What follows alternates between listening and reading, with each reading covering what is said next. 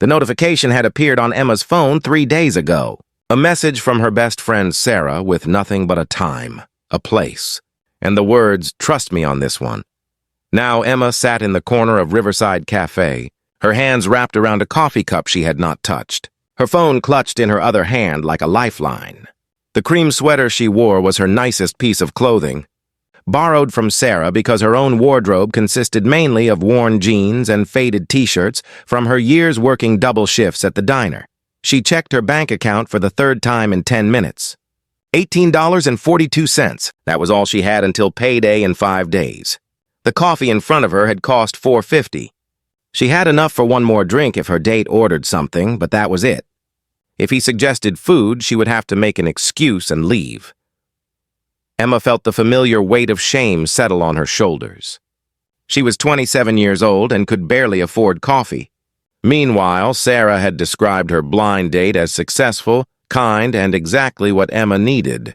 What Sarah had not mentioned was that Emma was exactly the opposite of what any successful man would want. She was broke, working 2 jobs to pay off her mother's medical bills, and had not been on a real date in over 2 years. She was about to text Sarah and cancel when a man walked into the cafe. He wore a dark gray suit that fit him perfectly, the kind of tailored look that spoke of money and taste. His dark hair was styled with casual precision, and everything about him screamed confidence and success. He scanned the cafe, and when his eyes landed on Emma, he smiled and walked over. "Emma?" he asked, his voice warm. "Yes," Emma managed, her throat suddenly dry. This could not be her blind date. This man looked like he belonged in boardrooms and penthouses, not sitting across from a woman wearing a borrowed sweater in a modest cafe. "I'm Marcus," he said, extending his hand. "Marcus Ashford. Sarah told me so much about you. May I sit?" Emma shook his hand, noticing how steady and warm his grip was, and nodded. Marcus settled into the chair across from her, and a waitress appeared almost immediately. "What can I get you?" she asked Marcus with the kind of attentive service Emma never received. "I'll have an espresso," Marcus said, then looked at Emma. "Have you ordered food? The pastries here are excellent." Panic fluttered in Emma's chest. "Oh, I am fine with just coffee, thank you." "Are you sure?" "I'm actually starving. I had back-to-back meetings all morning and skipped breakfast. Would you mind if I ordered something?" "Of course not," Emma said quickly. Marcus ordered a selection of pastries and sandwiches, enough food for several people. When the waitress left, he turned his full attention to Emma, and she felt herself shrink under the weight of his gaze. "Sarah speaks very highly of you," Marcus said. "She told me you are one of the most genuine people she has ever met, that you have a heart bigger than anyone she knows." Emma felt heat rise to her cheeks. Sarah exaggerates. "We have been friends since high school. She is biased." "I don't think so," Marcus said thoughtfully. "She told me about how you have been taking care of your mother through her illness. About how you work 2 jobs to make sure she gets the treatment she needs. That does not sound like exaggeration. That sounds like strength." Emma looked down at her coffee, uncomfortable with the praise. "Anyone would do the same for their mother." "No," Marcus said gently. "They wouldn't. Most people would find a way to avoid that kind of responsibility. The fact that you stepped up without question says everything about your character." The food arrived, and Marcus immediately pushed the plate of pastries toward Emma. "Please, help yourself." "I ordered way too much," Emma hesitated. She was hungry.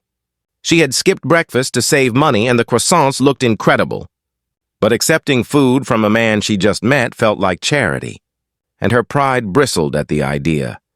"I am really not hungry," she said. Marcus studied her for a moment, and Emma had the uncomfortable feeling that he could see right through her lie. But instead of pushing, he simply took a croissant for himself and changed the subject. "So Sarah tells me you are a writer. What do you write?" Emma blinked in surprise. She had not written anything in months, not since her mother's diagnosis had consumed all her time and energy. "I used to write short stories. Nothing published, just things I worked on in my spare time. I have not had much opportunity lately." "What kind of stories?" Marcus asked, genuine interest in his voice. "About ordinary people finding extraordinary moments in everyday life," Emma said, feeling the familiar spark of passion that writing always ignited in her. about the small kindnesses that change everything, about connection and hope and the ways we surprise ourselves. That sounds beautiful, Marcus said. Have you thought about trying to get published? Emma laughed, but there was no humor in it. Publishing requires time and resources I do not have. Right now, I am focused on making sure my mom gets through her treatment. The writing can wait. But you miss it, Marcus said, and it was not a question. Every day, Emma admitted quietly. Writing was the one thing that was entirely mine. The one space where I could create something meaningful. Giving it up felt like losing a piece of myself. Marcus was quiet for a moment, his expression thoughtful. Can I tell you something? A few years ago, I almost gave up on my dreams too. I was working at a company where I felt invisible, where my ideas were dismissed and my potential was ignored. I convinced myself that security was more important than passion. That being practical mattered more than being fulfilled. What changed? Emma asked. I met someone who asked me a simple question. If money were not an issue, what would I be doing with my life? And I realized that I had been so focused on survival that I had forgotten to actually live. So I quit my job, started my own company, and took a risk on myself. It was terrifying. But it was also the best decision I ever made. That is brave, Emma said, but also a privilege. Some of us do not have the luxury of taking risks. Some of us have responsibilities that require us to choose security over dreams. Marcus nodded slowly. You are right. And I apologize if I sounded insensitive. I do understand that everyone's circumstances are different. But I also believe that sometimes we abandon our dreams too easily, convincing ourselves we have no choice when there might be options we have not considered. Before Emma could respond, Marcus's phone buzzed. He glanced at it and frowned. I am sorry, this is important. Do you mind if I take this call? It will just be a minute. Of course, Emma said. Marcus stepped outside, and Emma was left alone with the plate of food and her swirling thoughts. She checked her phone and saw a text from Sarah asking how the date was going. Emma did not know how to answer. Marcus was kind and interesting, but the gulf between their lives felt insurmountable. What could she possibly offer someone like him? Her phone buzzed with another notification, this time from her bank. Insufficient funds for automatic payment. Her mother's prescription. Emma felt her stomach drop. She had miscalculated. The prescription was supposed to come out tomorrow, not today. Now she did not even have enough for the coffee, let alone anything else. Panic set in. She could not ask Marcus to pay for her coffee. They had just met. That would be humiliating. But she also could not leave without paying. That would be worse. Emma felt tears prick her eyes as the reality of her situation crashed over her. She could not even afford a simple coffee date. Marcus returned to the table and immediately noticed the change in her expression. Emma, what is wrong? I need to go, Emma said quickly, standing up. I am sorry, this was a mistake. Thank you for the coffee. Wait, Marcus said gently, standing as well. Please sit down. Talk to me, what happened? I cannot stay, Emma said, her voice breaking. I am sorry. I should never have agreed to this. Emma, Marcus said, his voice soft but firm. Please, whatever's going on, let me help. Even if it is just listening, Emma sat back down, defeated. She could not even make a graceful exit. I cannot pay for my coffee, she admitted, the words barely a whisper. I thought I had enough, but an automatic payment just came out of my account for my mother's prescription. I do not even have $5 right now. I am sorry. I should have been honest from the beginning. The shame was overwhelming. Here she was, on a date with a successful CEO, admitting she could not afford a cup of coffee. She wanted the floor to open up and swallow her whole, but when she finally looked up at Marcus, she did not see judgment or pity in his eyes. She saw understanding, and something that looked like respect. It is on me, Marcus said simply. The coffee, the food, all of it. Please do not worry about it. I cannot let you pay, Emma protested. We just met. You do not owe me anything. I know I do not owe you anything, Marcus said, but I would like to do this. Not as charity, but as one human being helping another. You are going through a difficult time. Let me make this one small thing easier. But I have nothing to offer you in return, Emma said, tears now falling freely. I am broke. I am exhausted. I am barely holding my life together. Why would you want to spend time with someone like me?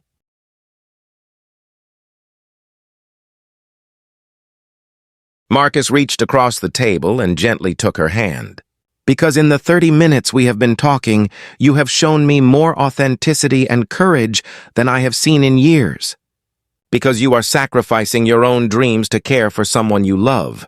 Because despite everything you're going through, you are still kind and thoughtful and real. Those qualities are rare, Emma, and they are valuable beyond measure.